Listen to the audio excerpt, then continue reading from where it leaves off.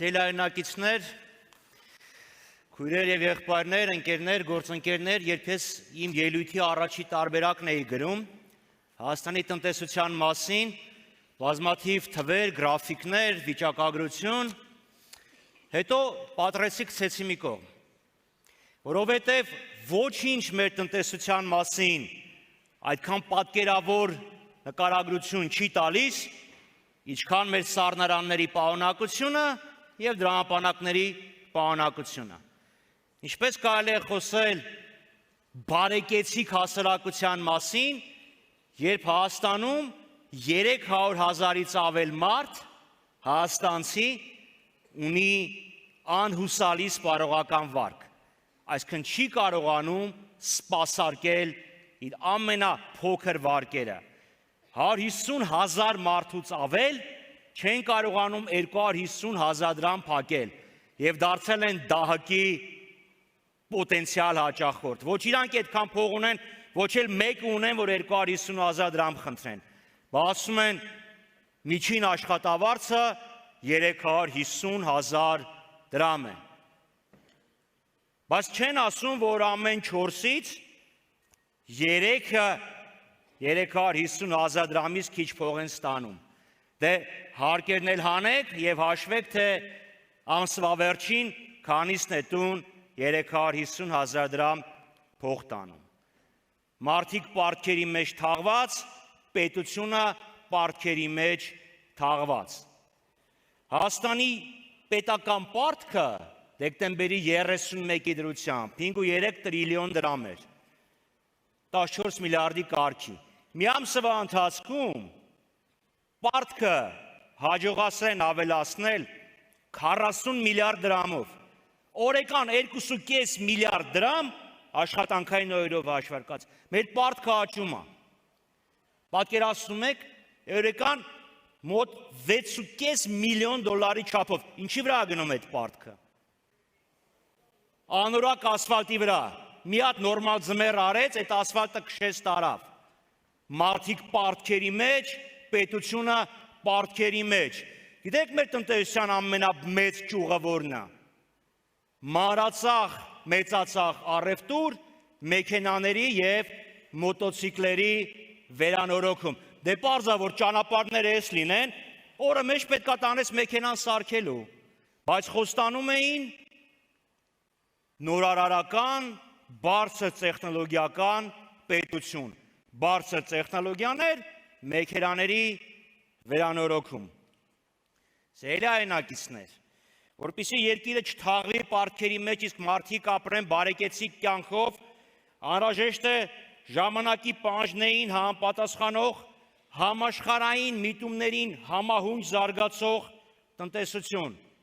ինչ լուծումներ ենք առաջարկում մենք։ Հիմնականում 3 ուղղությամբ տնտեսության եւ բիզնեսի համար բարվոք միջավայր, թիրախային աջակցություն հայրենական արտադրողին եւ ազգային հարստության արդար բաշխում։ Ես թեզերի մակարդակով կներկայացնեմ այն 12 կետերը, որոնց շուրջ կառուցվելու է տնտեսական քաղաքականությունը։ Կառավարության տնտեսական քաղաքականությունը միտված է լինելու Հայաստանի մրցունակության բարձրացմանը, Հայաստանը իրապես բարձր տեխնոլոգիական արդյունաբերական երկիր դարձնելուն։ Արտադրված է Հայաստանում մակնշումը հոմանիշ է լինելու տեխնոլոգիական առաջընթացի։ Արդյունաբերությունը կազմելու է մեր համախառն ներքին արդյունքի 25%-ը։ Հայաստանը համաշխարհային տնտեսության մաս է կազմելու, այլ ոչ թե իմպորտի եւ ռեէքսպորտի, Ռուսաստանից ոսկին ստանա, արտահանի Արաբական Էմիրատներ։ Մենք ինտեգրվելու ենք համաշխարհային արժեշղթաներին, արտադրելով մրցունակ ապրանքներ եւ մատուցելով բարձրորակ ծառայություններ։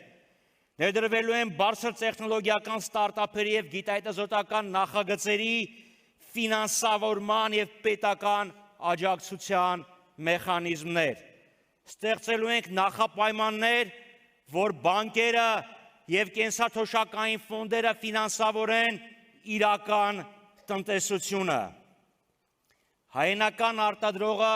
գտնվելու է պետության հոգացության կենտրոնում։ Պետական գնումների գործընթացում առաջնահերթությունը տրվելու է հայրենական արտադրողին։ Ընդլայնելու ենք մեր արտահանման աշխարհագրությունը։ Ռազմավարական ոլորտներում իրականացվելու է ներմուծումների փոխարինման քաղաքականություն։ Ռազմավարական եւ մեծ սոցիալական ազդեցություն ունեցող ճյուղերը պաշտպանված են լինելու արտաքին անազնիվ մրցակցությունից։ Մասնավորապես խոսքը գնում է գյուղատնտեսությանը եւ սննդի վերամշակմանը։ Փոքր եւ միջին ձեռնարկությունների համար ներդնելու ենք ավտոմատացված հարկային հաշվետվությունների համակարգ։ Փոքր եւ գերփոքր ձեռնարկությունների համար գործելու է հարկային հետ վերադարձի,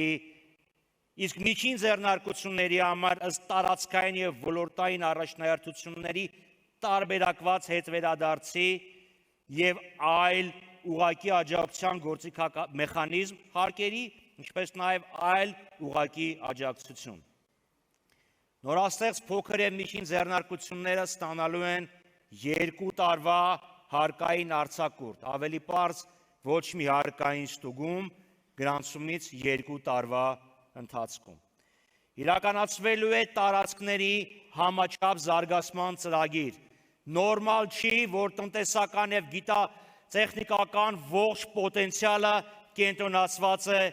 մայրաքաղաքում։ Գյուղատնտեսության քաղաքականության կենտրոնում գտնվելու է գյուղացիական տնտեսությունների եկամտաբերության բարձրացումը, երկրի պարենային անվտանգության ավելացումը եւ գյուղական կենսակերպի որակական բարելավումը։ Գյուղատնտեսությունը կազմելու է մեր տնտեսության առնվազն 15%-ը, մասնավորապես շեշտը դրվելու է բարձրարժեք գյուղատնտեսության վրա։ Վերանայվելու է եկամտային հարկի գանձման ներկա համակարգը, վերադառնալու ենք պրոգրեսիվ համակարգին, շատից շատ, քչից քիչ։ Խրախուսվելու է աշխատատեղերի ստեղծումը, տարեկան 30-ից 45 հազար կայուն աշխատատեղերով կնվազեցնենք գործազրկությունը։ Հայաստանում աշխատող աղքատներ չպետք է լինեն։ Աշխատանքը պետք է հպարտության եւ բարեկեցության գրավական լինի։ Մենք բարձրացնելու ենք նվազագույն աշխատավարձը, այն հավասարեցնելով կենսապահովման նվազագույն զամբյուղին։ Բազային կենսաթոշակը բարձրանալու է 50%-ով եւ ամեն տարի ինդեքսավորվելու է։ Գյուղատնտեսության բնագավառում աշխատող մեր քաղաքացիների աշխատանքը հաշվարկվելու է որպես աշխատանքային ստաժ։ Սելայնակիցներ, այս 12 կետերը, որ ես ներկայացրեցի, թեզեր են։ Իհարկե մենք լուծումներ ունենք երիտասարդ ընտանիքների համար, իրենց առաջին քայլերը բիզնեսի բնագավառում կատարողների համար, ինքնազբաղների համար, հաշմանդամություն ունեցողների համար։ Այդ ամեն ինչը մենք կներկայացնենք գալիք սպասվող թեժ շաբաթների ընթացքում։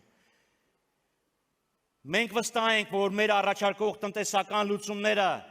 կապահովեն տնտեսության թռիչքաձև աճ եւ մեր հայրենակիցների բարեկեցիկ կյանքը։ Միասին մենք դա կարող ենք անել։ Եվ միասին կարող ենք ուղղակի կարգախոս չէ։ Դա մեր 26 թվականի ընտրարշավի հիմքն է։ Մեր նախընտրական ծրագիրը կգրենք միասին եւ այդ իսկ պատճառով յուրաքանչյուրի կարծիքը մեր համար շատ կարեւոր է։ Կարող եք ձեր կարծիքները գրել մեր կայքում կամ սկանավորելով QR կոդը, որը շուտով կհայտնվի էկրանին, մեզ հետ միասին մասնակցեք շուտով։ Միասին գրենք մեր նախընտրական ծրագիրը։ Շուտով։